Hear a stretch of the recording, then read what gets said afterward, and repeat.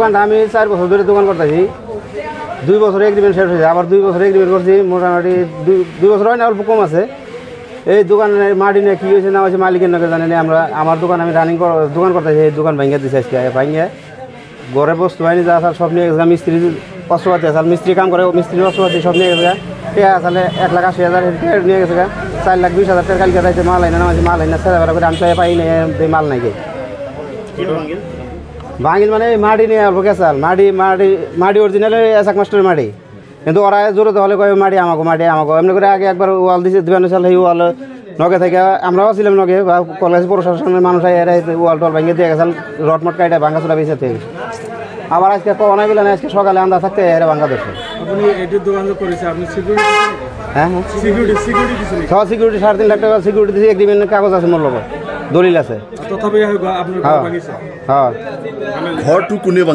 ঘরটু ভাঙিলে সিদ্দিক ড্রাইভার আর সিহঁতৰ ল'ৰা 3টা আৰু 3টা মিস্ত্রি আহিছিল। মোটামুটি 9 জন মান হ'ব। দা লৈ আহিছিল, ইমানখিনি ডাঙৰ দা লৈ আহিছিল। মাটিটো ভাড়া লৈছোঁ আমি এসাক মাষ্টৰ পৰা। ভাঙিলে সিদ্দিক ড্ৰাইভাৰেৰ ল'ৰা আৰু সিদ্দিক ড্ৰাইভাৰ আৰু লেবাৰ লৈ আহি কিনে সন্দেহ মাটিটো বোলে ইহঁতৰ মাটি লৈ কিবা কেঁচাল চলি আছে। সেইটোতো মই নাজানো, মাটি লৈ কেঁচাল কি হৈ যাব সেইটো মই নাজানো। মইতো ইয়াতে ভাড়া থাকোঁ না, ভাড়াৰ বিষয়ে মই জানো। পুলিচ আহিছিলে, আহি চাই গৈছে, পুলিচে ভাঙিছে চব চাই গৈছে, ভিডিঅ' কৰি লৈ গৈছে। আৰু মোৰ তাতে ভিডিঅ' আছে। এইটো যিটো ন্যায়, সেই ন্যায়টো আমি বিচাৰোঁ।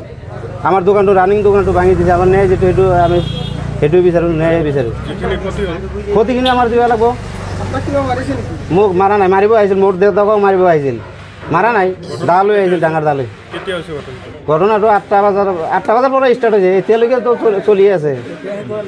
কিমান টকা আছিলে? 1,80,000 টকা আছিল তাতে।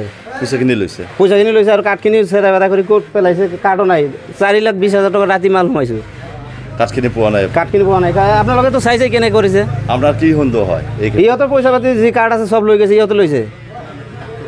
আপোনাৰ নাম? আমাৰ নাম হেদায়ত উল্লাহ। এইখিনি ঠাইৰ নাম গুনিয়ালগুৰি। মাটিৰ মালিক মই। এই মাটিটোত একে 2-3বাৰ আক্ৰমণ কৰিল। কোনে কৰিলে? সিদ্দিক ড্ৰাইভাৰ আৰু তেওঁৰ ল'ৰা 4-5জন ল'ৰা আৰু মিস্ত্ৰী 3-4জন মিস্ত্ৰী লৈ আহে। দুবাৰকৈ দাঙিছে। আমি থানাত এইটো জাহিৰ কৰিছিলোঁ। থানাৰ পৰা আহি তেওঁলোকক জব্দ কৰি গৈছে। পুলিচ অহা গম পাই তেওঁলোকে পলাই গুচি যায়। আৰু এই আজি আহিছে দা লৈ আহিছে, দুটা গুণ্ডা লৈ আহিছিল। আৰু সিদ্দিক ড্ৰাইভাৰৰ ল'ৰা 5-6জন মান আহিছিল আৰু 3জন মিস্ত্ৰী লৈ আহিছে। আহি আমাৰ ৰেজিষ্টাৰ কৰা মাটি দলিল আছে, আমাৰ দখলত আছে। আমি 4 সীমা দি মাটিটো কিনিছোঁ, আমাৰ 4 সীমা আছে। 4 সীমাৰ মাজত মাটিটো তেওঁলোকে কেনেকৈ ইয়াতে ভাঙিবলৈ আহে? আমি মাটিটো ভাড়া দিছোঁ, এগ্ৰিমেণ্ট কৰি ভাড়া দিছোঁ। আমি সেই দোকানদাৰটো কৈছে যে আমাৰ মাটিৰ মালিকটো আইভা দিয়ক, আপোনালোকে ভাঙে কি কৰে কৰিব, কিন্তু মাটিৰ মালিকটো আইভা দিয়ক, আমাৰ ভাড়া ঘৰ নাভাঙিব। তাতে চাওক কেনেকৈ ভাঙিছে।